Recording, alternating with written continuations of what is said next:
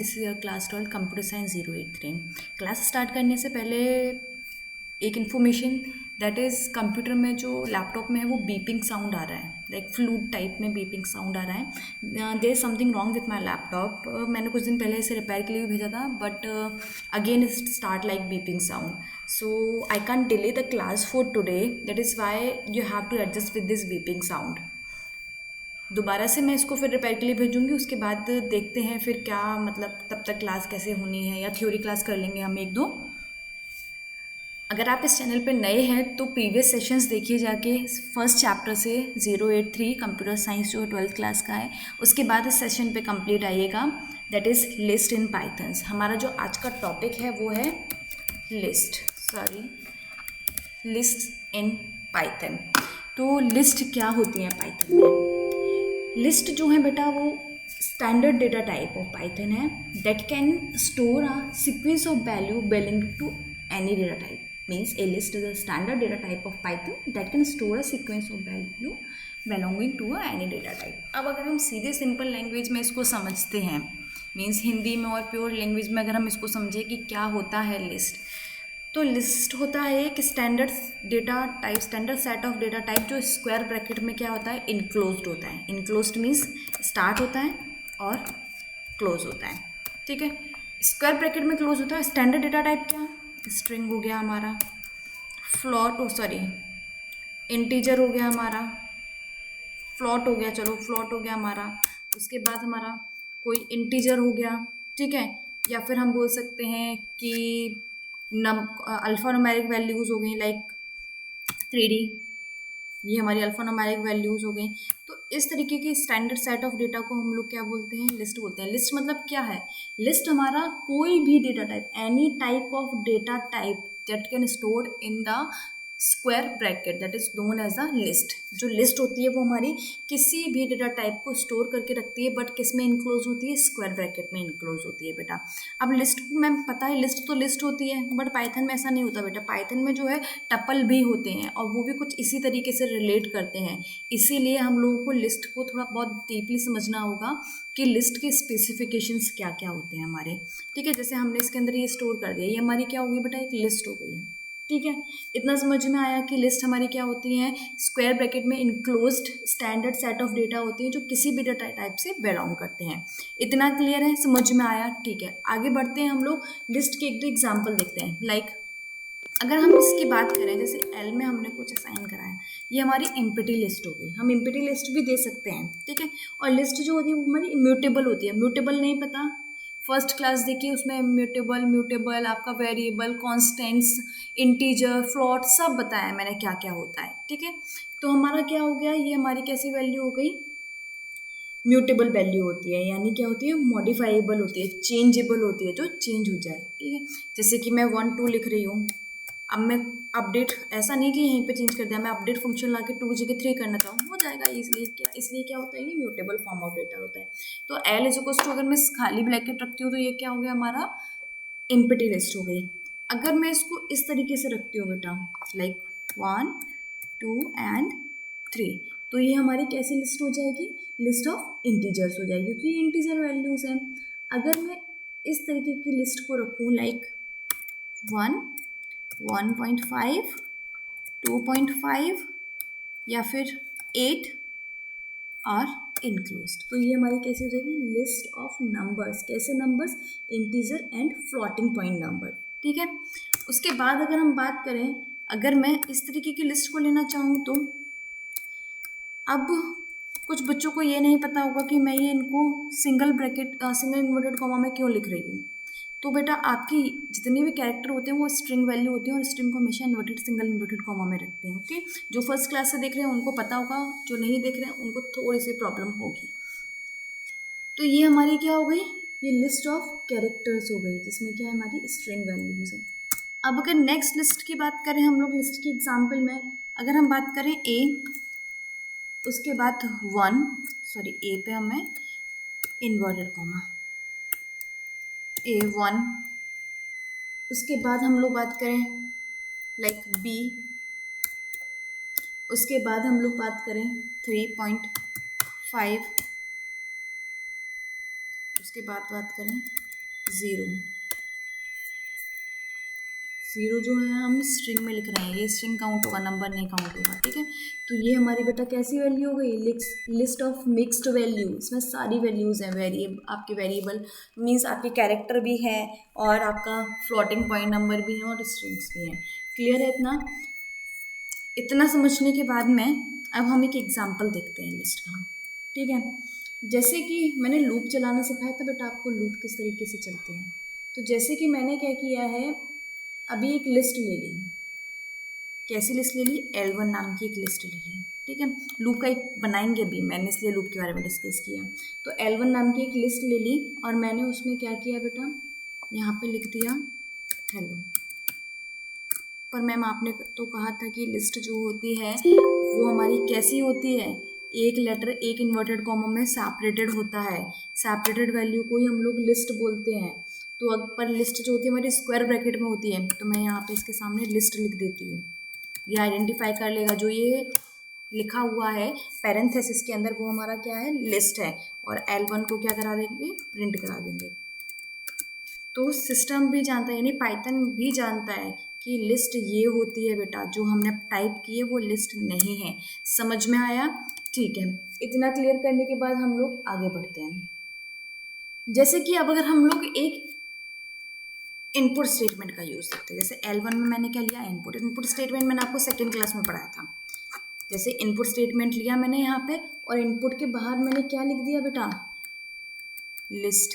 क्योंकि इनपुट में कैसे पता पड़ेगा हम लोग लिस्ट टाइप कर रहे हैं, टपल टाइप कर रहे हैं क्या, इसलिए मैंने यहाँ पे लिस्ट पहले ही लिख दिया है, एंटर आ लिस्ट, जो लिस्ट हमें एंटर करनी है, ठीक है। और जैसे मैं इसको रन कराऊंगी तो यहाँ पे क्या आ जाएगा, ओके एरर उसने दे दिया क्योंकि इनक्लोज नहीं था।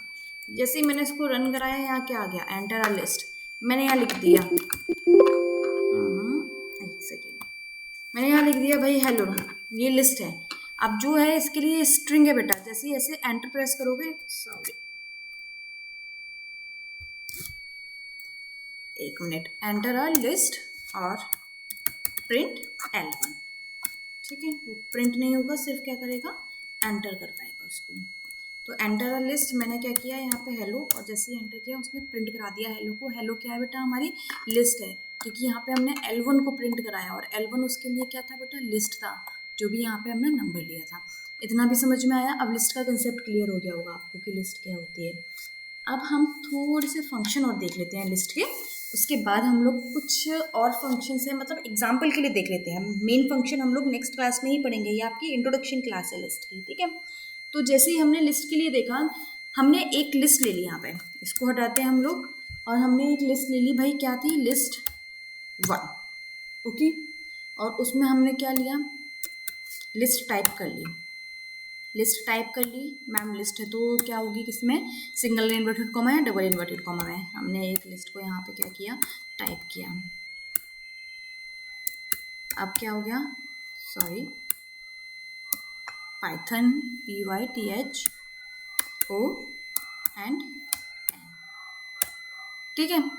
इतना टाइप किया मैंने लिस्ट में, और मैंने इसमें क्या चला दिया, लूप फॉर ए इन, किस में लेना है, ए लिस्ट 1 में ना, लिस्ट 1।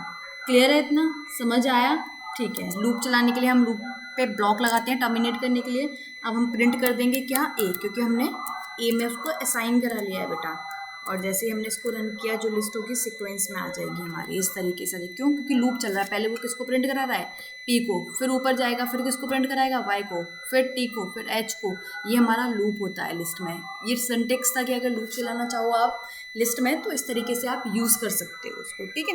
बाकी बहुत सारे डिफरेंट वे होते हैं, क्योंकि वाइल लूप भी आप यूज़ कर सकते हो इसमें, ठीक है। अब आगे बढ़ते हैं रेप्लिकेट फंक्शन पर। रेप्लिकेट फंक्शन या रिपीटिंग फंक्शन। अब बात करें रिपीटिंग फंक्शन और रेप्लिकेट फंक्शन के बारे में, मैंने आपको बताया था, ये वाला जो साइन होता है, ये एस्ट्रिक वाला जो साइन होता है, उसको रेप्लिकेट फंक्शन बोलते हैं। ये क्या कराता है, मल्टीप्लाई कराता है वैल्यू को। यानी अगर आप रेप्लिकेट फंक्शन का यूज़ करके 2 लिखोगे, तो जो वैल्यू लिखी होगी उसको वो 2 बार क्या कर देगा, रिपीट कर देगा, मल्टीप्लाई कर देगा। जैसे कि मैंने लिस्ट 1 नाम का एक और वेरिएबल लिया, और उसमें मैंने असाइन कराया क्या, कोई भी लिस्ट का नाम। जैसे कि मैंने यहाँ ले लिया 1 2 3, ठीक है। उसके बाद मैंने यहाँ क्या, रेप्लिकेट फंक्शन का यूज़ किया। ए नाम का एक वेरिएबल लिया, उसमें लिस्ट 1 जो थी हमारी वो क्या की 3 बार रिपीट करनी है हमें, ऐसा हमने उसको गाइड किया और प्रिंट करा दिया क्या ए। ठीक है, जैसे इसको रन किया 1 2 3 1 2 3 1 2 3 हमारा क्या हो गया, ये वाला आउटपुट देखना बेटा, 1 2 3 1 2 3 1 2 3 हमारा क्या हो गया भाई, ये रेप्लिकेट हो गया, यानी 3 बार रिपीट हो गया। ये किसका यूज़ था, रेप्लिकेट फंक्शन का यूज़ था, इस एस्ट्रिक को रेप्लिकेट फंक्शन बोलते हैं। क्लियर है हमारा, समझ आया इतना। अब थोड़ा स्टार्ट और स्टॉप का कंसेप्ट भी पढ़ लेते हैं। जैसा मैंने कि आपको बताया था बेटा कि हमारी जो स्ट्रिंग होती है वो 0 से स्टार्ट होती है ना। तो अब अगर हम बात करते हैं यहाँ पे, तो ये भी हमारी क्या होगी 0, ये 1 और ये 2। ठीक है, अब स्टार्टिंग और स्टॉप का कंसेप्ट देते हैं। जैसे कि मैंने क्या किया, लिस्ट 1 थी जो हमारी, उसके ऊपर मैंने ए नाम का एक वेरिएबल लिया और उसमें क्या किया, जो लिस्ट 1 है यानी हमारी जो वैल्यू साइन है लिस्ट 1 में, उसमें हमने क्या किया 0 से स्टार्ट किया उसको, और स्टॉप किस पे किया 0 1 2। थोड़ा सा नंबर इंक्रीज कर देते हैं तो आपको थोड़ा और अच्छे से समझ में आएगा। 4 5 6 7 8, तो ये क्या था 0 वाली वैल्यू हुई थी, यहाँ से स्टार्ट होके मुझे क्या करना है 5 पे ख़त्म करना है, तो 0 1 2 3 4 यानी 0 पे स्टॉप, 4 पे स्टॉप करना है और 0 पे क्या करना है एंड कर, सॉरी स्टार्ट करना है, 4 पे एंड करना है। अब हमारा इतना हो गया, हमने प्रिंट ए जैसे ही कराया तो स्टार्ट वैल्यू और स्टॉप वैल्यू क्या कर देगी, प्रिंट कर देगी, यानी स्टार्ट वैल्यू हमारी 1 हो गई और स्टॉप वैल्यू हमारी क्या हो गई 4 हो गई, 1 2 3 4। अच्छा एक मिनट, कोई बात नहीं, 0 1 2 3 और 4, 0 से स्टार्ट होता है और 4 जो एक लास्ट वैल्यू को छोड़कर प्रिंट होता है। ठीक है, ऐसे ही मैंने आपको लूप में बताया था, एक वैल्यू छोड़कर प्रिंट होता है, एक वैल्यू छोड़कर लूप चलता है आपका। इतना समझ में आया स्टार्ट और स्टॉप। अगर माइनस की बात करें तो माइनस की वैल्यू मैंने आपको बताई थी पीछे से होती है, यानी -1 से आप स्टार्ट करोगे अगर तो वो 8 से स्टार्ट होगा, -1 से स्टार्ट करके आपको कहाँ तक जाना है -4 तक जाना है। तो जैसे ही हम इसको रन करेंगे, सॉरी रेंज से बाहर हो गया होगा, -1 से स्टार्ट करना है और हमें किस पे ख़त्म करना है बेटा, इसको पॉजिटिव वैल्यू लेते हैं 0 1 2 3 पे ख़त्म करना है। जैसे हम इसको रन करेंगे, अभी भी रेंज से बाहर है, ठीक है, एक मिनट, -15 ठीक है, इसको लेते हैं हम यहाँ से -0 1 2 3 -5 और कहाँ तक चलना है, -0, एक मिनट, 8 से पीछे से काउंट करेंगे, -1 और -2 -3 -4 और -5, -5 6 7 8, -5 से -8, out of range, out of range. Minus वाला मैं नेक्स्ट क्लास में आपको फंक्शंस बताऊंगी तब कर दूंगी, अगर नहीं बताती हूँ तो एक बार मुझे कमेंट सेक्शन में बोल देना, तो उसका रिमाइंडर देंगे, उसका सिंटेक्स एक बार देखना पड़ेगा। ठीक है बेटा, तो माइनस वाली वैल्यू हम बाद में कंटिन्यू करेंगे क्योंकि इसका सिंटेक्स मुझे अभी नहीं क्लियर हो रहा है, वैसे तो यही था, यही पढ़ा था, बट फिर भी एक बार देख लेंगे। ठीक है, तो अब हम नेक्स्ट टॉपिक पे आ जाते हैं। स्टार्ट हो गया, स्टॉप हो गया और स्टेप वैल्यू। स्टेप वैल्यू क्या होती है बेटा, कितने नंबर छोड़ के प्रिंट करने हैं।